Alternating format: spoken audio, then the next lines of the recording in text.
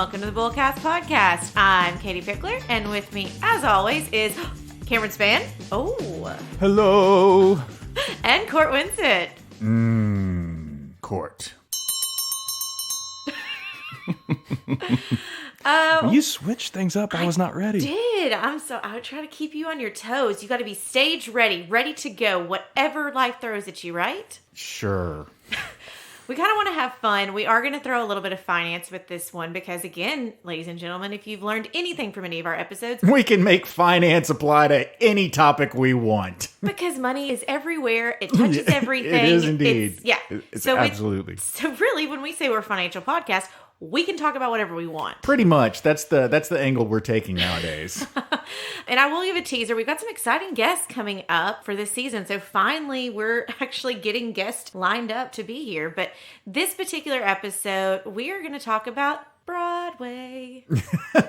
Now, I know early on in the show, we sang a lot of songs. So if there's ever an episode to sing on, I feel like this is the one, right? Yeah. Definitely. I just want to point out that I know somewhere in the world, my daughter just passed out, fainted from happiness. The second she heard what this episode was about, she just went, goo goo. She's saying, why am I not a guest on this episode? Well, that's what this daughter is, the one that has been a guest on the show before.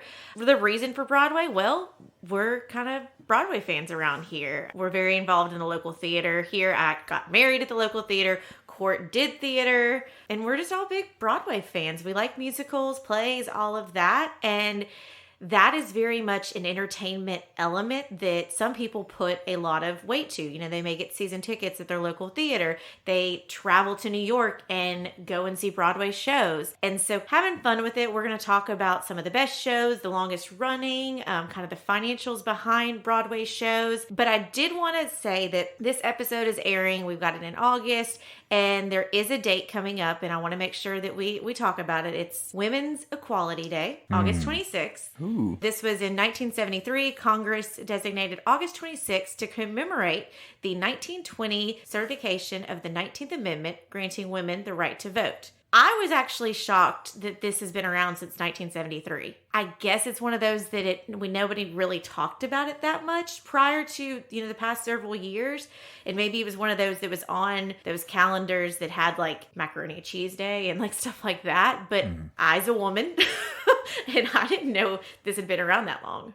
Before we sat down to record this episode, I had not even heard of it. So there you go. This is calling attention to women's continuing efforts towards full equality in workplaces. The workplaces, libraries, organizations, and public facilities now participate with programs, display videos, all kinds of things. So obviously on August 26th, you go support women-owned business, get involved in the workplace, advocate for inclusiveness. I mean, it's a cool day. Girl power. Like, let's listen to some Spice Girls.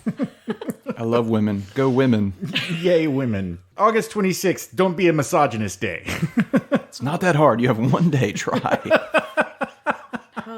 Lordy. Okay, let's talk about Broadway. We're going to kind of do this a little different. Instead of having our list up at front, we're going to actually end the episode with some lists. We're having a little fun today. I switched it up with having Cam be introduced first. Big time. And so let's doing the old flippity flop. Flippity flop. Okay, Broadway. Do you know the difference between what's considered Broadway and Off-Broadway? Well, no, because I've been to New York many times and seen many Broadway shows, and most of them are in theaters that are not actually on Broadway. So it's got to be something other than that. Okay, so what distinguishes Broadway versus Off-Broadway and Off-Broadway is simply the number of seats in the theater. So there can be a theater not on Broadway with enough seats to count it as a Broadway show. And there are multiple theaters that are not actually on the street Broadway that are Broadway theaters. Yeah, only 4 of the 40 Broadway show theaters are actually on Broadway. Cameron's mind just exploded. His mind is blown. I don't even know what to do. So what that means is theaters with a house larger than 500 seats are considered Broadway theaters.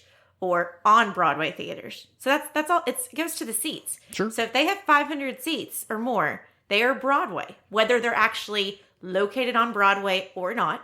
Cool. So those theaters with houses between 99 and 499 seats are off-Broadway.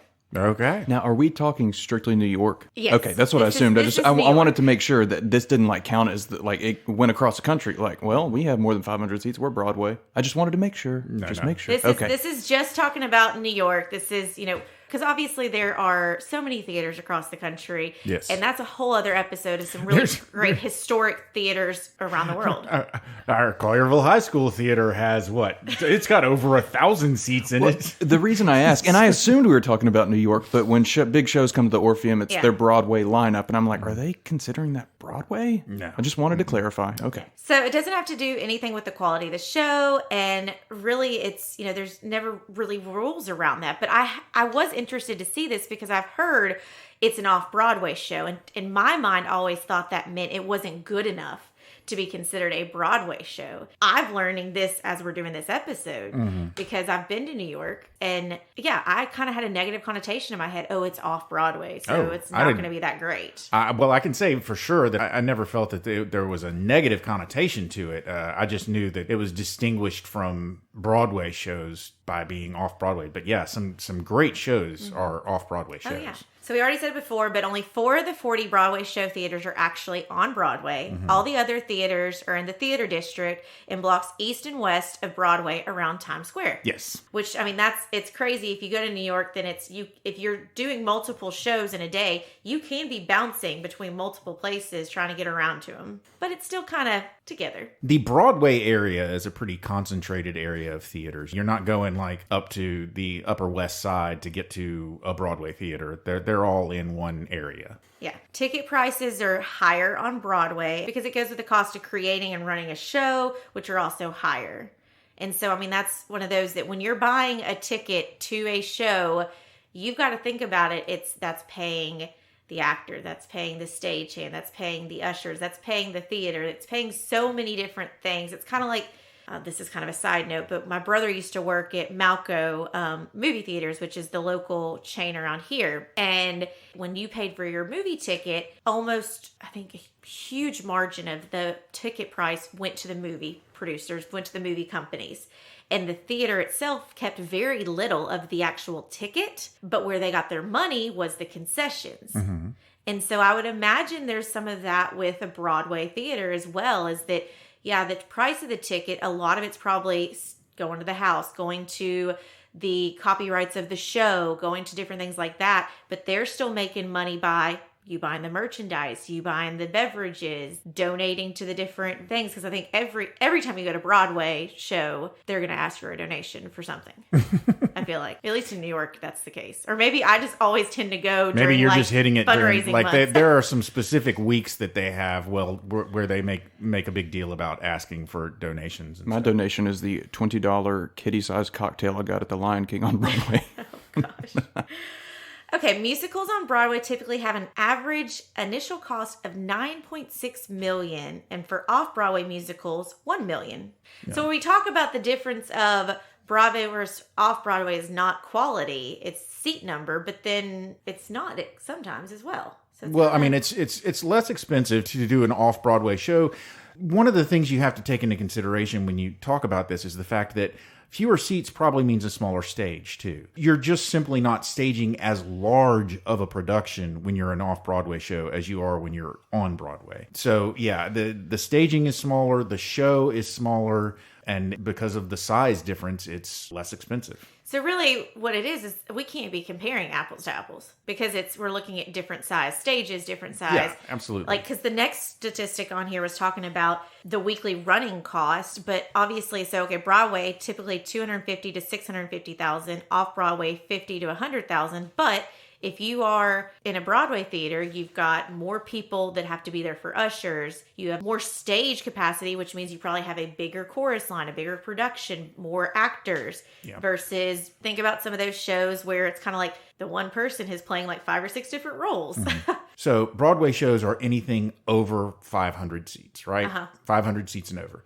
One of the things that we're giving here is average numbers. So if you think about it, a house that seats 99, which I think is the minimum seat number for an off-Broadway theater, is 99. A house that seats 99 probably has way smaller affairs than a house that seats $4.99, but they're both categorized as off-Broadway theaters, off-Broadway shows. So the average cost of those two theaters for a show in both of those theaters is going to average out to somewhere significantly lower. But I bet you a 499 seat theater probably has costs that are closer to like a Broadway show type costs than they are the 99-cent theater. I mean, if you're at $4.99, wouldn't you just like pop up a chair real fast? Throw up a folding chair on the side of the stage. Yeah. Or if you don't want to be considered Broadway, then just like knock out a chair real quick and be, we're off Broadway today. Oh, no, we're on Broadway today. Obviously, I'm joking. For an actor on Broadway, the current base minimum weekly salary $1,861, and off-Broadway between $566 and $1,008, depending on the size of the house. Now, think about it. $1,861 a week may sound really great when you first are looking at it. I mean, that's, $3,600 every 2 weeks. That's $7,200 every month. But this is in New York. These are Broadway actors that have to live somewhat close to the theater where they are working. So they are paying high prices to live where they are.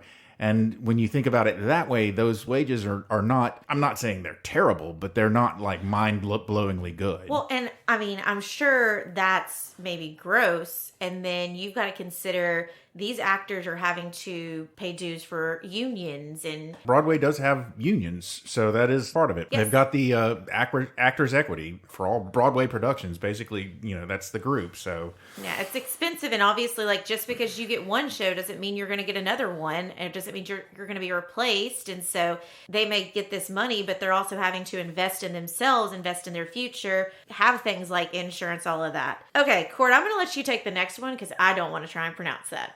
Oh, my word. Okay. Hang on. I got you. Wickquasjack.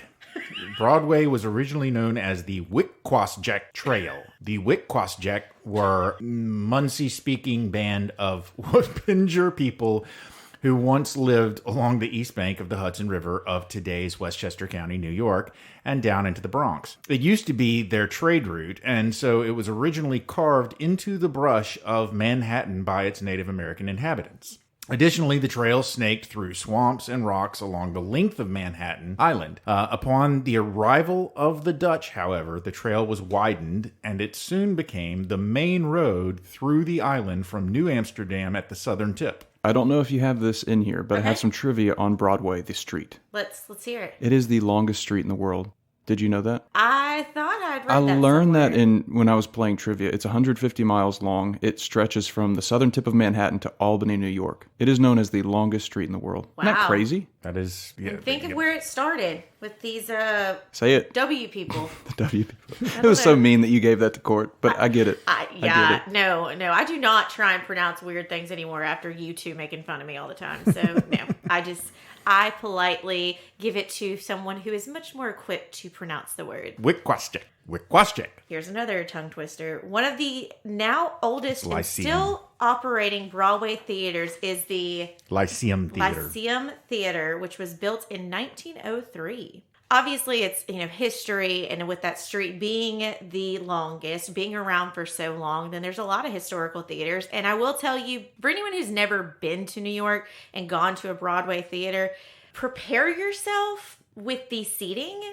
because when you go to maybe your local city theater or something, and you may think those seats are tight, go to New York, because some of those theaters, you are so steep that ladies don't wear heels because you might trip and then end up on the stage because the angle is so intense.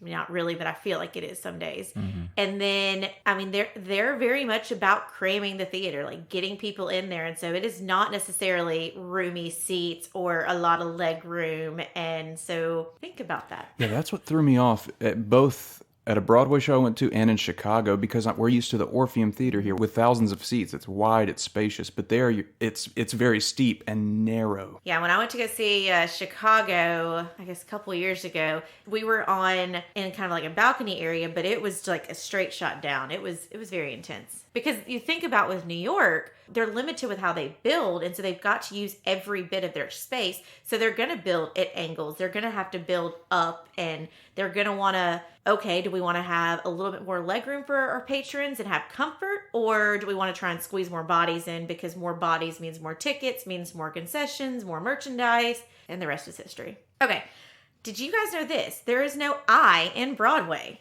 No, we're not referring to the word spelling, but while rows A through H and J through Z are present, there isn't a row I. There were too many people getting disappointed when they realized their row 1 was actually row 9. So to avoid the confusion, the row was taken off. Whoa. Yeah, that's very interesting. I mean, it makes sense, but we need to call Keiki and say, is this true? Is this in all the theaters? So this rule was imposed when people started flocking to the front seat with their row I ticket. Fights and disappointment followed. So, I mean, obviously that's where they're like, okay, how do we avoid this? No more eyes. Among the many Broadway theaters that are believed to be haunted, the Palace Theater is said to have had almost 100 spirits and are supposedly stalking the theater. The most frequent phantom is Judy Garland. Ooh, that's fun. Who has performed in this theater in the 1950s. Many people have seen her appear near the door in the orchestra pit. So that's, I mean, what do you think about that? Judy Garland. That's pretty cool. And then another common visitor is Louis Vaselina. Am I saying that right? I think so. I mean, it's as close as I would get. An acrobat who was gravely injured during a high wire act in 1935 when the theater was a vaudeville house. Which that's kind of cool because if you know Memphis history, the Orpheum Theater started out as a vaudeville. Did it? It did. I thought it started out as a movie theater. I think it was movie theater, vaudeville, movie theater, theater. Or vaudeville, movie theater, something like, I get it mixed up. But it was a movie theater and it was a vaudeville house because then there was a fire at one point. Yeah, speaking of ghosts on Broadway, there are ghosts supposedly at the Orpheum, right, Katie? Oh, yeah. I mean, you've met them? Is that what I hear? Yeah, I've had some interactions with Mary. Little Mary. Yes, I think most theaters, there's ghosts. If it's been around for a while, there's ghosts, and there are, you think about the art of theater, and this is kind of branching off, the superstitions of break a leg. There's a lot of, I mean, I never professionally performed in any kind of plays or anything like that, but I know there's a lot of superstitions around people with shows and like rituals they'll do to make sure like, okay, they're going to have a great show, things don't go bad.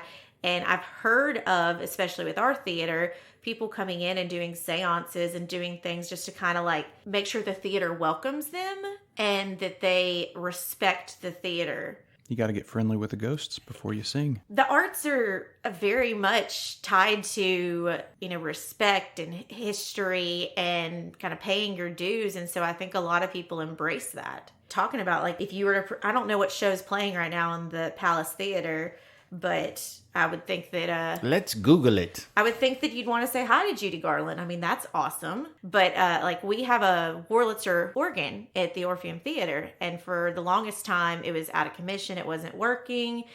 And it's kind of spooky that when they were like, well, we may have to get rid of it. We can't... You know, the person who always worked on it, he had passed away.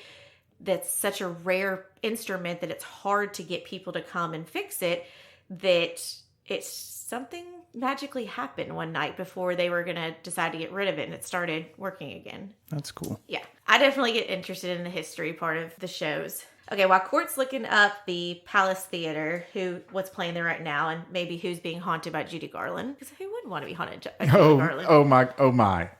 What's playing there right now? SpongeBob the Musical. SpongeBob the Musical is being haunted by Judy Garland. Judy Garland is probably not real happy about SpongeBob now, being in her theater. I will tell you that my daughter has seen this show, and she stands by the decision to see it. She said it is actually a good show. Okay. Which, yeah. I didn't even know there was a show about SpongeBob. Yes, there is. So you've probably heard of Aladdin. Yes. So there is actually quote unquote magic with the Broadway world. The mystery of the flying carpet in the Aladdin production has baffled many for years. And the artist, Bob Crowley, he is very tight-lipped about the technology he's used to create this art, leading to many theories, but no revelations as of yet. And so this is definitely something, you know, how does he make that magic carpet fly? I haven't seen Aladdin, so I have no idea what this magical thing looks like, but I'd be interested to see it. There's got to be some magic to it. It's the genie's magic, right? I mean, yeah. Well, and so the genie in Aladdin, played by James Monroe, has to shower twice after each show in order to remove all the glitter. So not remove the blue, but remove the glitter. Yeah, Glitter. he doesn't really care about removing the blue. He's all about walking around like a blue guy. But the glitter has got to go. Well, no, but if you've ever had glitter on you at all, glitter gets everywhere. And it follows you for weeks. It does. I was blowing up balloons a couple weeks ago that had confetti in it, and confetti and glitter are like brother and sister. One of them popped in the middle of the night, and it went everywhere. I'm still finding confetti everywhere. I don't know where it's coming from, but it's everywhere. And so, yes, glitter will follow you everywhere. You're haunted by a glitter ghost. Okay, so let's start these lists, and I know we're going to have some sidebar conversations because this is Broadway. 5 longest running Broadway musicals. Let's start at the bottom of this list. Thanks, Nicole, for finding this list for us. She added on here, so this is not in the top 5, but Hamilton, if you have ever listened to any episodes, is one of Court's absolute favorite shows. Yes. And it made number 34 on the longest running Broadway musicals. Right now, it's sitting at over 2,000 performances. It started in 2015, and it's still running today. Yep. As a matter of fact, the cast of Hamilton performed on Good Morning America in the morning recently. And obviously it's kind of, that's skewed of because it just started. It was started in 2015. So who knows how long it's going to be. And it could surpass some of these other ones on here. She also added on here Book of Mormon, because I think that's another one you mentioned, Court, to her. And so that's number 14 on the list of the longest running. It's been going since 2011. It's had over 4,000 performances. Yeah, I think that's one that I mentioned specifically because I was like, is that still showing? I couldn't believe that it was still running, but It's still it going. is. Okay, starting with our top 5 longest running Broadway musicals. And okay, so some of these are no longer running, so they could very well be surpassed. Yeah. But this is the top 5 as of right now. Hey, you want to start with 5 or 1? Why don't we go from 5 to 1? Okay. That'll be more fun. Wicked started October 2003, still going on right now. Over 7,000 performances, and it's very close to number 4. So it may pass this one, but obviously if you've never seen Wicked, Wicked is the other story, the other side of the story for Wizard of Oz. It is an incredible show. I absolutely love it. It's one of my favorites for sure. And as a dancer, I was very impressed with the Emerald City dancers because I think it's in every show, but I did see one showing of it in a local theater that the girl did not have this, but it's green point shoes. And just as the dancer in me, I really geeked out over the fact that she had green point shoes because I remember when I was competing, I had to get a Sharpie and color mine black for a Fosse performance. So I want some green point shoes. But okay, sorry. Yes, go see Wicked. Incredible songs, incredible story. You will cry. You will love it. It's amazing. It's interesting. I have a theory, and my theory is almost blown completely out of the water by Hamilton because it's not true with Hamilton, but most Broadway shows that I have seen, their showstopper song is right before intermission. I mean, most of them, and Wicked is no exception. That I went into that show with absolutely no familiarity with the soundtrack whatsoever. So I'm just watching this show cold. I didn't know anything about it. And man, the song right prior to intermission just blew me away. I was just like, oh my gosh. Yeah, it's absolutely incredible. When Wicked came to Memphis for the very first time, our company actually did an event, a client event with it, and we had fun little green martini glasses, and we had some of the cast come and meet us afterwards. And I just remember being so blown away because Elphaba was this just like cute little thing, and just with this incredible boisterous voice. And the wizard for that show was actually the main camp counselor from Heavyweights. No way. Yeah. So I have a hoodie that I have all of their autographs on the back of it, and it's just it was really cool. Okay, so sorry. the fourth longest running show that is probably going to be overtaken by Wicked soon because it is no longer running is Cats. Started in October of 1982 and ran through September of 2000, 7,485 performances total. I don't know if this was my first show I ever saw, but this was my first memory of a Broadway show I saw, and it was in Memphis. But Cats is one of those. Do not watch the movie and think that the movie is going to be what the show is. If for anybody who's like not wanting to go see the show because they watched the movie. Well, also, if you like clear narrative in your shows or in your plays, Cats is probably not the show for you. Cats is really about the music and the dancing. Yep. And there's a very thin line of story that is told throughout, but it's basically a lot of little vignettes about the different cats, and that's all. It's a really fun show, and it is really good music. When I saw this, is when they would go into the audience and stuff, and so I vividly remember, like, my dad made me sit on the aisle seat, and one of the cats came running by at the beginning and, like, did the whole, like, movement. Obviously it was a person, but it was dressed as a cat, and, like, came and, like, almost put their head in my lap, and I'm like, what is happening? Oh my gosh. But yeah. Yeah, I'm not super familiar with the story, but I just know that the cats have the weirdest names. Mr. Jigglesworth and Mrs. Tinkles. I mean, What? I don't know, but it's in the same family, right? No, Mr. Mistopheles, I see. McCavity, I can't think of their names right now. There's got to be a Mr. Jigglesworth in there. No, It's not there's the Rum Tum Jigglesworth. Tugger. You You guys are acting like these are normal names. They are. We grew up with these. Okay, so that is number 4. I'm sad that, obviously, when it says it's no longer running, yes, you can still see it in local theaters. It just means it's no longer running on Broadway. Yeah. Number 3 on the list with over 9,000 performances is The Lion King. And I've had the pleasure of seeing this twice, once on Broadway and once at the Orpheum. And just taking my kids to it last year was a highlight of my life. Especially the intro when the animals are walking down the aisle and the sun is rising. Goosebumps. They did a great job with this show, just visually with everything they brought in, making the animals. And I think this may have been one of those that why our local theater had to blow out the back part of their theater, expand the stage to allow for bigger shows to come in. Okay, number 2, Chicago. Chicago. So this is present still. It started in 1996 and still going, over 10,000 performances. I'd love to do a statistic. I don't have the numbers with me, but the number of different Roxy Hearts there's been. I mean, there's been so, like, Pam Anderson, I think, is currently doing it. I saw Brandy as Roxy. The Pamela Anderson? Yes. You know, what's interesting is What? what is interesting to me is when you said Chicago, I was thinking to myself, well, yeah, but it had a revival. So, you know, they probably combined both runs and, you know, but no, this is actually the revival only that we're talking about. It started in 96 and it's still running to present, which blows my mind. I liked the movie Chicago. Yeah. Broadway to movie adaptations. Razzle dazzle. That's how I pitched your court would be in a courtroom. I'm terrible with Razzle. character names. Billy Flynn. Pretty sure it was Billy something. Okay. All right, and the number 1 longest running Broadway musical, Phantom of the Opera, January 1988 to present, over 13,000 performances. Yeah. Andrew Show's Lloyd as old Webber. as we are, Katie. It is. Andrew Lloyd Webber. Pretty sure just this year, my daughter went and saw Phantom of the Opera on Broadway. And I was like, why are you going to see that? She's like, because I've never seen it on Broadway. You know, she was just... It's good. It's another one.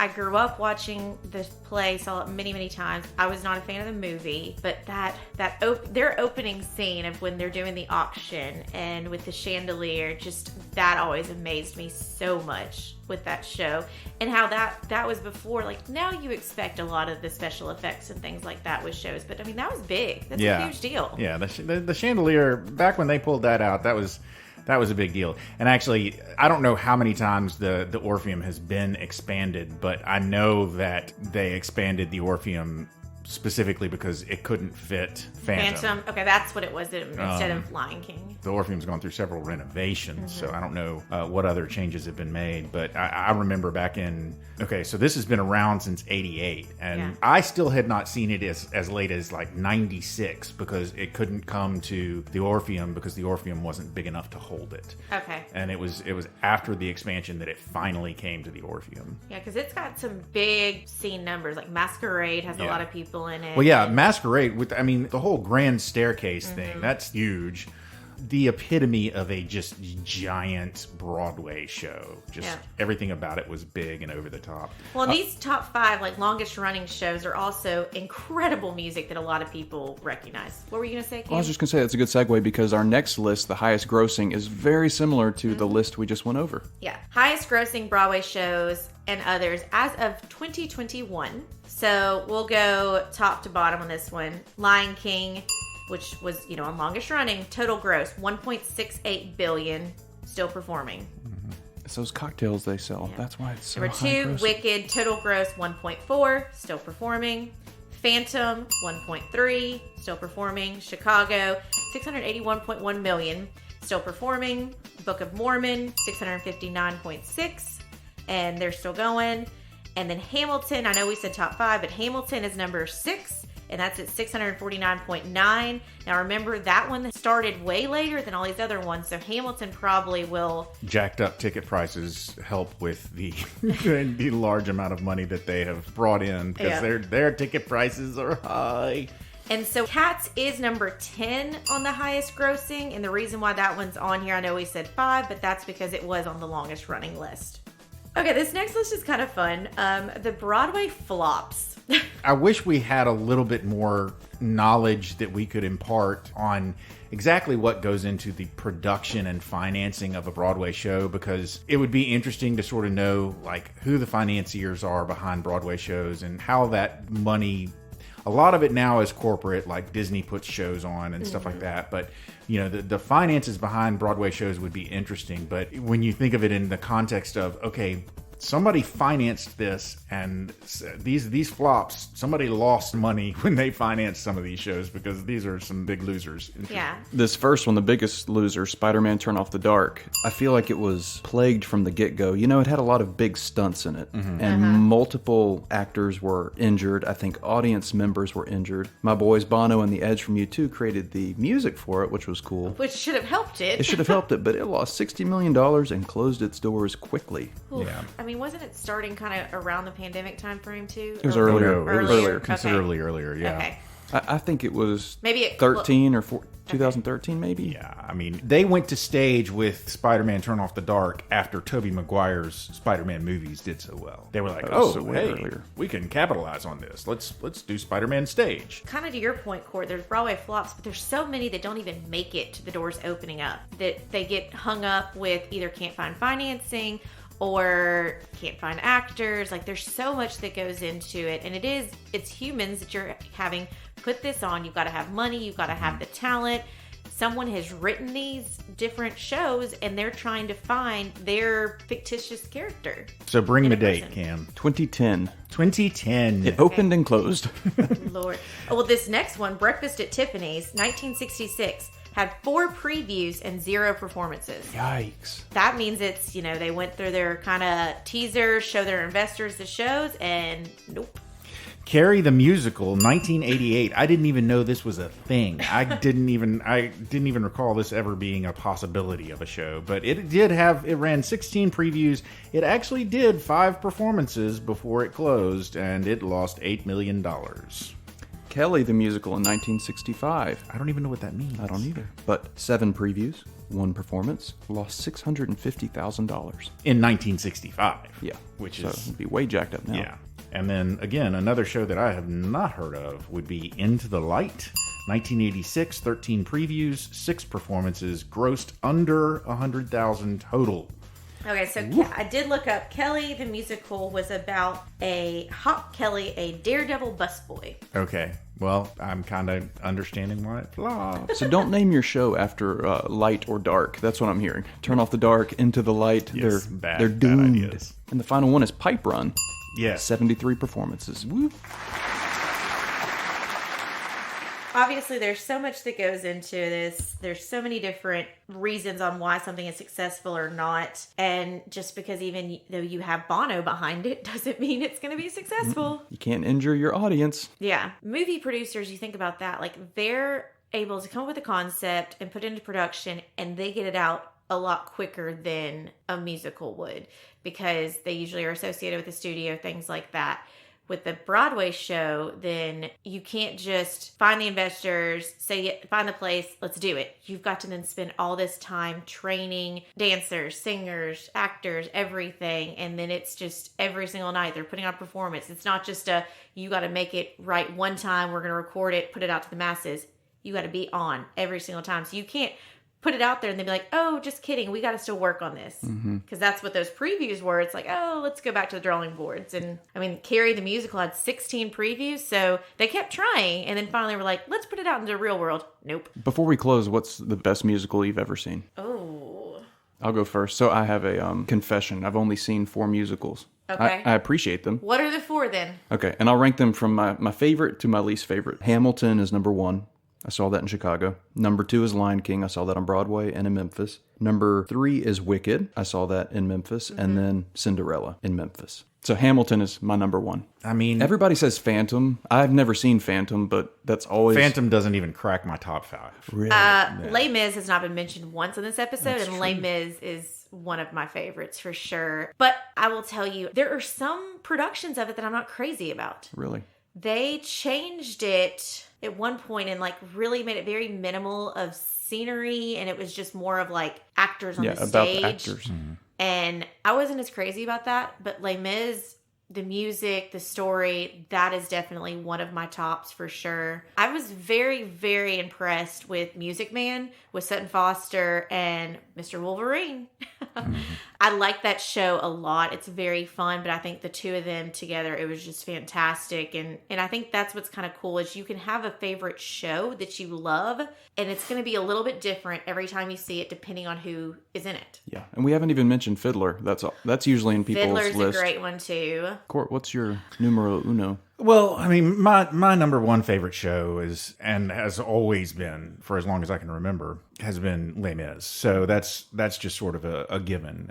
It's number 1, and there have been some shows that came close to toppling it, but it's just my favorite show. Period. I think we got to give a little shout to Memphis the Musical, though. That is, did you never see that? No, it was before I moved here. Okay, Memphis the Musical it's a great show. The music is great. I've heard the music. Music is great. It's a cool storyline for sure. It came out really close to $1 Million Quartet time frame as well. And so I think those two will always hold a special place in my heart because it is a lot around Memphis and our history, but those are really good. Shows that were on Broadway that I wish I had seen when they were on Broadway that I didn't get to see. How about that? I got at least 2 for you because I really wanted to see American Idiot on Broadway. Oh, I bet that was and good. I would have loved to have seen the production of Spring Awakening that was on Broadway, starring Jonathan Groff and Leah Michele, and I didn't get to see that. I've actually never seen a production of that show at all anywhere, nor have I seen a production of American Idiot. But those are 2 shows that I like the soundtrack, and I would have liked to have seen them, but I didn't. I mean, I do think that when you go to New York, it is one of those that who's leading in it can definitely steer you, even if you weren't necessarily interested in the show. Then, you know, Deborah Messing's going to be in a show in October, I think, in New York. So don't really know much about the show, but that kind of I like her. I may lean that direction. I was supposed to be seeing Matthew Broderick and Sarah Jessica Parker in Plaza Suite, but they both got COVID when I was up there. And so I didn't want to go see their They actually canceled the shows because when you don't have both of them, you don't want to do the show. And I saw a show with Billy Crystal in it. It was good. It was him being Billy. 2 shows that caught me off guard that I didn't expect to like, but that, you know, actually when I went and sat down and watched them, actually blew my mind were... First, I was going to New York with Keiki and her cousin for their high school graduation, and we had tickets to see Tuck Everlasting, but Tuck Everlasting closed before we actually got to New York. So we had to find a different show to see, and so we just decided to go see Waitress. And I absolutely loved that. I had seen the movie Waitress, and so I was like, a Broadway show based on a movie that was really kind of a downer. But the Broadway show was amazing, and the soundtrack was great. Really enjoyed it. And another movie that I thought was, you know, I was like, well, the soundtrack's okay, but the movie I really felt like was kind of a downer was Once. And so when I went to see Once, the Broadway show, I was like, this is going to be a downer, but, you know, at least it's got good music. But I loved the show in a way that the movie just never quite got me. Kind of a little bullseye-ish, I guess. Well, why don't we just do Bullseye? Okay. Broadway is really cool, and I will tell you, it's kind of like with movies. So if you read the book Wicked, it is not anything like the play because Wicked, the book, is very dark. Oh, yeah. I loved it personally, but I was expecting a lot more dark with the show, and obviously they couldn't go as dark as the book does. Same with the point of, you mentioned a couple of movies that were really kind of downers, but then the play was totally different. Like, I'm super excited. I want to see Beetlejuice because they're doing that. And I think that's going to have some great music and just be really fun. Yeah, Kiki saw that the other day. We'll have to call her. Man, she sees some musicals. She sees a ton of shows. Sees the moments. But there's so much of it is that you may not like the show or the movie or the book, but Broadway is going to take a different spin on it. And obviously, if it makes it to your hometown, then it's been vetted properly.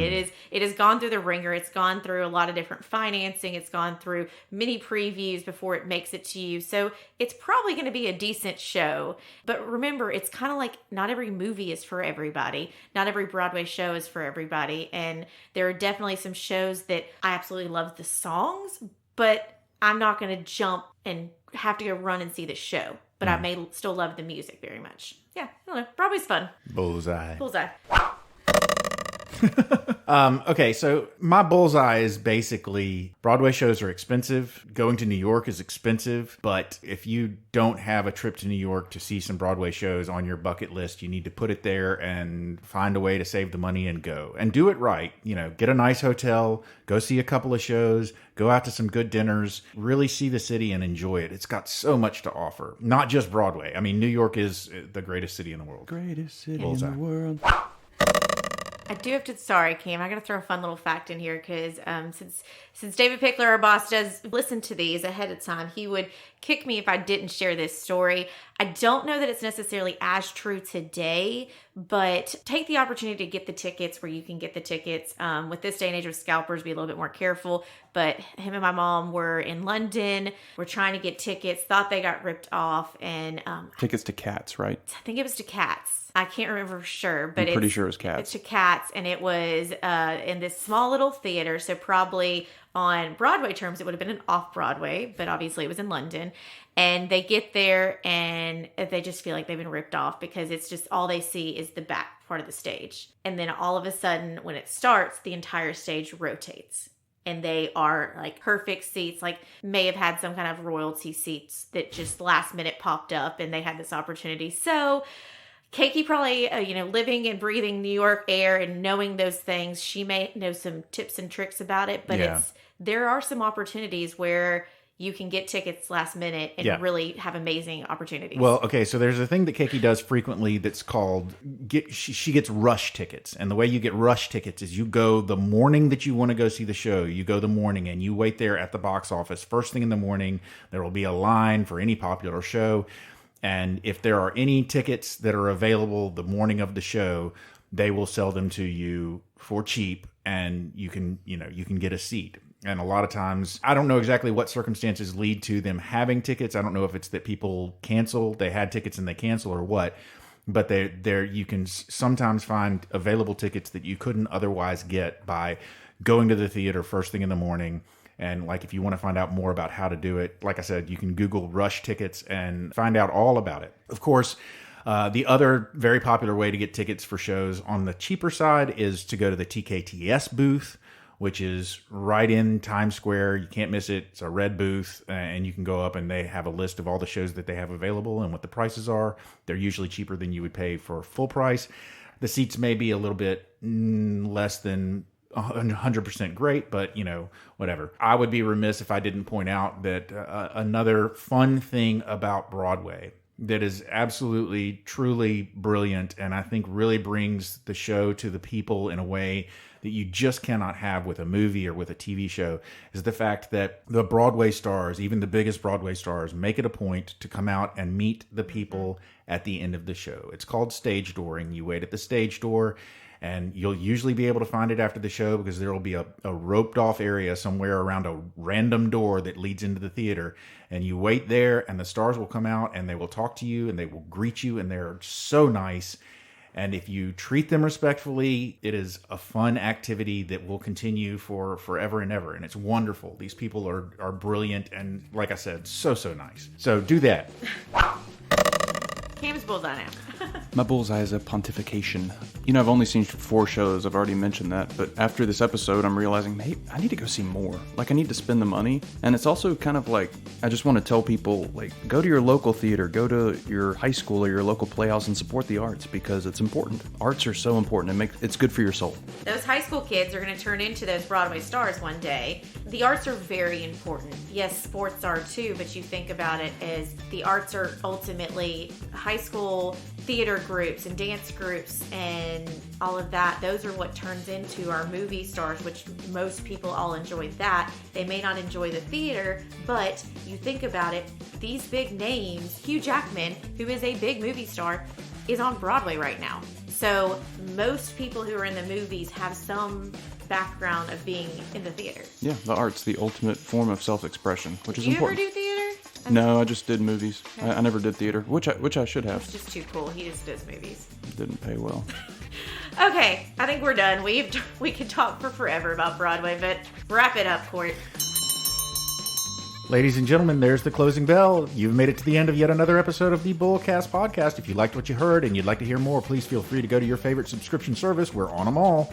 And sign up to have our podcast delivered directly to your favorite listening device every single Thursday at noon. That's every single Thursday at noon. If you'd like to find out more about Katie, Cameron, or Court, please feel free to go to our website.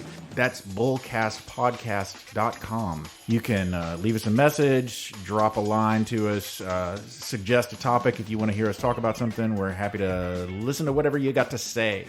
We have pictures on Instagram. That Instagram handle is @bullcastpodcast, and we also have a Twitter handle. That handle is @bullcastpodcast as well. So feel free to check us out there. And finally, Katie, Cameron, and I, all three, what a happy coincidence that this happened to the three of us.